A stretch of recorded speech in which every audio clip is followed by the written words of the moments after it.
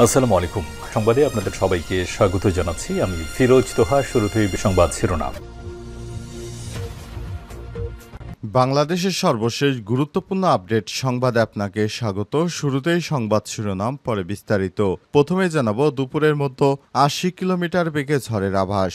দেশের ৩টি অঞ্চলের উপর দিয়ে দুপুরের মধ্যে সর্বোচ্চ ৮০ কিলোমিটার বেগে ঝড় বয়ে যেতে পারে বলে জানিয়েছে বাংলাদেশ আবহাওয়া অধিদপ্তর। আজ দুপুর ১টা পর্যন্ত দেশের অভ্যন্তরীণ নদীবন্দরগুলোর জন্য আবহাওয়ার পূর্বাভাসে এই তথ্য জানানো হয়েছে। এতে বলা হয়েছে, রংপুর, ময়মনসিংহ, সিলেট অঞ্চলের উপর দিয়ে পশ্চিম দিক থেকে ঘন্টায় ৬০ থেকে ৮০ কিলোমিটার বেগে অস্থায়ীভাবে দমকা অথবা ঝোড়ো হাওয়া সহ বৃষ্টি, বজ্রপাত হতে পারে। এসব এলাকার নদীবন্দরগুলোকে ২ নম্বর সতর্ক সংকেত দেখাতে বলা হয়েছে।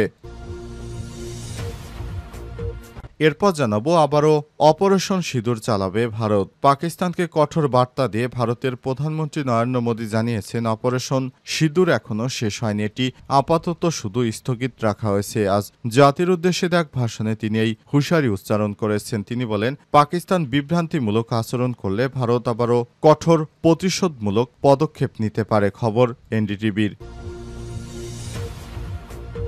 এদিকে এবার চীনের সঙ্গে বিরোধে জড়ালো ভারত। ভারতের উত্তর পূর্বাঞ্চলীয় রাজ্য অরুণাচল প্রদেশে ২৭টি স্থানের নতুন নাম ঘোষণা করেছে চীন। সেগুলো নিজেদের মানচিত্রে অন্তর্ভুক্ত করেছে চীন। এই পদক্ষেপকে তীব্র প্রতিক্রিয়া জানিয়েছে ভারত। দেশটির পররাষ্ট্র মন্ত্রণালয়ের এক বিবৃতিতে চীনের এই দাবি প্রত্যাখ্যান করে একে অকার্যকর ও হাস্যকর বলে আখ্যা দিয়েছে সূত্র আনাদুলু এজেন্সির। এবারে জানাবো, ইসরায়েলকে ছাড় দিয়ে ইরানকে টার্গেট করছে যুক্তরাষ্ট্র। অভিযোগ ইরানের শীর্ষ কর্মকর্তারা যুক্তরাষ্ট্রের প্রেসিডেন্ট ডোনাল্ড ট্রাম্পের সাম্প্রতিক মন্তব্যের তীব্র সমালোচনা করেছেন। তারা বলছেন, ট্রাম্প বাস্তবত বিকৃত মস্তিষ্কের। তিনি মধ্যপ্রাচ্যের অস্থিরতার দায় ইরানের উপর চাপানোর চেষ্টা করছেন। খবর শাপাপ নিউজের। ভারতের আরেকটি অভিযানের ভয় করছে পাকিস্তানের প্রতিরক্ষা মন্ত্রী খাজা আসিফ আশঙ্কা করছেন, ভারত শীঘ্রই আরেকটি দুঃসাহসিক অভিযান চালাতে পারে। তিনি হুঁশিয়ারি করে বলেছেন, উস্কানি এলে পাকিস্তান কঠোরভাবে জবাব দেবে। ভারতকে একবার উচিত শিক্ষা দিয়েছে, আবারও তারা বড় ধরনের শিক্ষা দেবে। প্রিয় দর্শক, এতক্ষণ শুনছিলেন সংবাদ শিরোনাম, এবারে বিস্তারিত।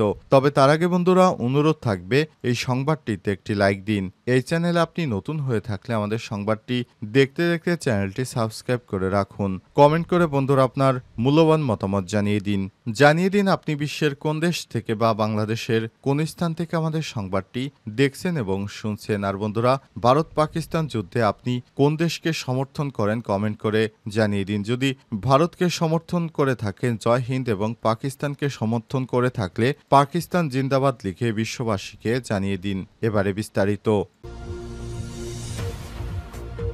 প্রথমে জানাবো, দুপুরের মধ্যে ৮০ কিলোমিটার বেগে ঝড়ের আভাস।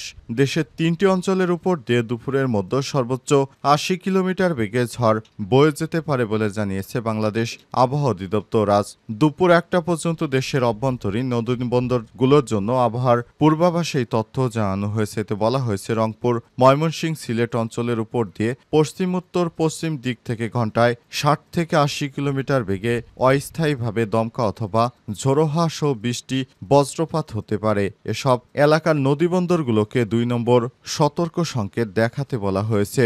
বুধবার সন্ধ্যা পর্যন্ত তার আগের ২৪ ঘন্টায় দেশের সর্বোচ্চ ১৫৬ মিলিমিটার বৃষ্টিপাত হয়েছে। সিলেটে, ঢাকায় রেকর্ড করা হয়েছে ২৩ মিলিমিটার। বিশেষ করে বাংলাদেশে বেশ কয়েকদিন ধরে তীব্র তাপদাহের কারণে জনজীবন অতিষ্ঠ হয়ে পড়েছে। এরপরই এই স্বস্তির বৃষ্টির ফলে সারা দেশ জুড়ে একটি স্বস্তির নিঃশ্বাস ত্যাগ করছে মানুষ। প্রশান্তির বৃষ্টি হচ্ছে। বৃষ্টির কারণে এতদিন ধরে জনজীবনে যে অস্বস্তি ছিল সেটি কেটে গেছে। বিশেষ করে রাজধানী ঢাকায় যে বৃষ্টিপাত হয়েছে সেটি জনমনে শান্তি বয়ে নিয়ে এসেছে। আজ বাংলাদেশের আরও বেশ কয়েকটি জেলায় যদি বৃষ্টিপাত হয় তাহলে বাংলাদেশে গরম কিছুটা কমবে, এমনটাই আশা করা হচ্ছে। আবারও অপারেশন সিঁদুর চালাবে ভারত। পাকিস্তানকে কঠোর বার্তা দিয়ে ভারতের প্রধানমন্ত্রী নরেন্দ্র মোদী জানিয়েছেন, অপারেশন সিঁদুর এখনও শেষ হয়নি, এটি আপাতত স্থগিত রাখা হয়েছে। আর জাতির উদ্দেশ্যে দেওয়া ভাষণে এইসব হুঁশিয়ারি দেন মোদী। এ সময় তিনি বলেন, পাকিস্তান বিভ্রান্তিমূলক আচরণ করলে ভারত আবারও প্রতিশোধমূলক পদক্ষেপ নিতে যাবে। খবর এনডিটিভির। কাশ্মীরে পেহেলগামে ভয়াবহ সন্ত্রাসী হামলার পর পাকিস্তান চালানো অপারেশন সিঁদুর নিয়ে এই ভাষণ দেন নরেন্দ্র মোদী। ভাষণে তিনি সাফ জানিয়ে দিয়েছেন, ভারতও সন্ত্রাসবাদের পৃষ্ঠপোষকতা দেয়া সরকার ও সরকারি হামলার পরিকল্পনাকারীদের মধ্যে আর কোনো পার্থক্য করবে না। মোদী আরও বলেন, পাকিস্তানের বোঝা উচিত অভিযান শেষ হয়নি। পাকিস্তানের প্রতিশ্রুতি ও কার্যক্রম পর্যবেক্ষণ করে এটি কেবলমাত্র স্থগিত করা হয়েছে। তিনি আরও বলেছেন, যদি পাকিস্তান নিজেদের অবস্থানে অনড় থাকে বা বিভ্রান্তিমূলক আচরণ করে তাহলে ভারত আবারও প্রতিশোধমূলক পদক্ষেপ নিতে পারে।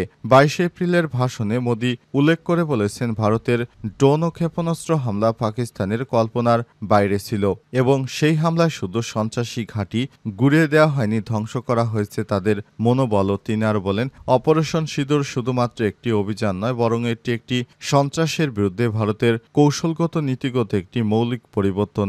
এখন থেকে ভারতে যে কোনো সন্ত্রাসী ঘাঁটি চিহ্নিত করে আঘাত হানবে এবং দেশের উপর হামলা হলে তার কঠোর জবাব দেবে ভারত।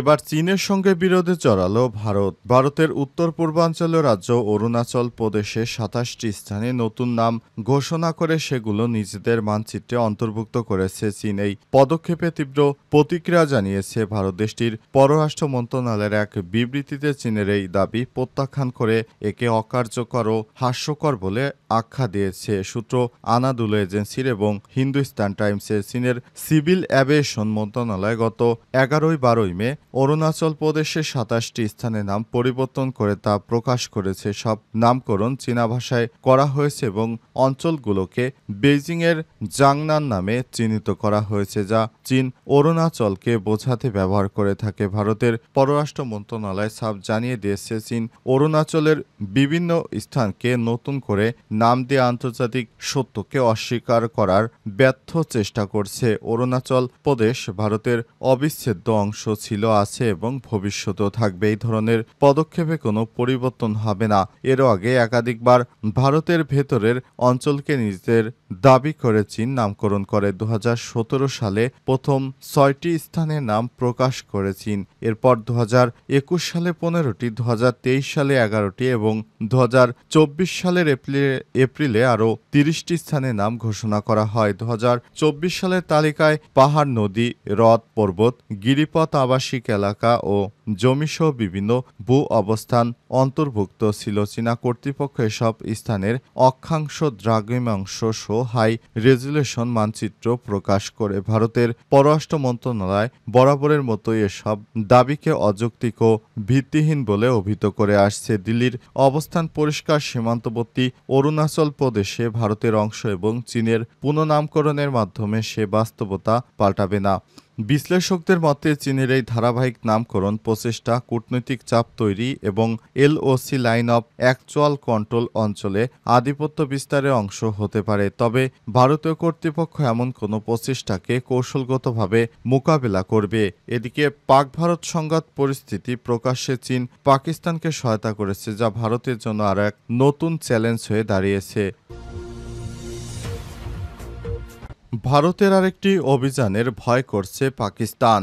পাকিস্তানের প্রতিরক্ষামন্ত্রী খাজা আসিফ আশঙ্কা করছেন, ভারত শীঘ্রই আরেকটি দুঃসাহসিক অভিযান চালাতে পারে। তিনি হুঁশিয়ারি করে বলেছেন, উস্কানি এলে পাকিস্তান কঠোর জবাব দেবে। আজ জিও নিউজকে দেয়া এক সাক্ষাৎকারে খাজা আসিফ বলেন, ভারতের প্রধানমন্ত্রী নরেন্দ্র মোদী বর্তমানে রাজনৈতিকভাবে কোণঠাসা, চাপ এবং জনপ্রিয়তা কমে যাওয়ার কারণে তিনি হতাশ থেকে বেপরোয়া সিদ্ধান্ত নিতে পারেন। তিনি আরও বলেন, যদি মোদী এমন কিছু করে থাকেন তাহলে পাকিস্তান দৃঢ়ভাবে প্রতিক্রিয়া জানাবে এবং এতে আন্তর্জাতিক অঙ্গনে প্রতিক্রিয়া দেখা যাবে। আসিফ আরও বলেছেন, পরিস্থিতি আরও উত্তপ্ত হলে এমনকি ভারতের মিত্ররা মোদীর পাশে নাও দাঁড়াতে পারে। প্রতিরক্ষামন্ত্রী আরও জানান, পাকিস্তান কারো চাপের মুখে যুদ্ধবিরতিতে রাজি হয়নি, বরং যুক্তরাষ্ট্র সহ বন্ধুপ্রতিম দেশগুলোর সহায়তায় এই সিদ্ধান্ত নেওয়া হয়েছে।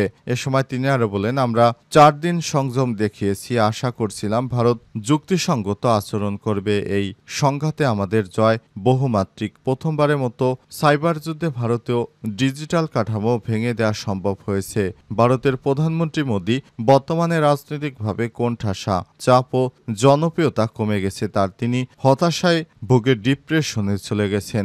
এখন সেই ডিপ্রেশন থেকে আবারও হামলা চালাতে পারে পাকিস্তানে। আসিফ আরও জানান, চলমান সংঘাতে পাকিস্তান পাঁচটি ভারতীয় যুদ্ধ বিমান, রাফাল শো এবং একটি ইউএভি ড্রোন ভূপাতিত করেছে, ৭৭টি ইসরায়েলি হার্প ড্রোন প্রতিহত করেছে। তিনি দাবি করে বলেছেন, যারা আগে আমাদের গুরুত্ব দিত না এখন তারা জনসম্মুখে চোখে দেখছে। খাজা আসিফ আরও বলেন, প্রথমবারের মতো ভারত কাশ্মীর নিয়ে আলোচনা করতে রাজি হয়েছে, এটাই পাকিস্তানের কূটনৈতিক সাফল্য। উল্লেখ্য, গত ২২ এপ্রিল ভারত অধিকৃত কাশ্মীরের পেহেলগামে হামলায় ২৬ বেসামরিক নাগরিক নিহত হয়েছে। এই ঘটনার পরই এখনও সেভাবে দুই দেশের মধ্যে পাল্টাপাল্টি অভিযোগ চলমান রয়েছে।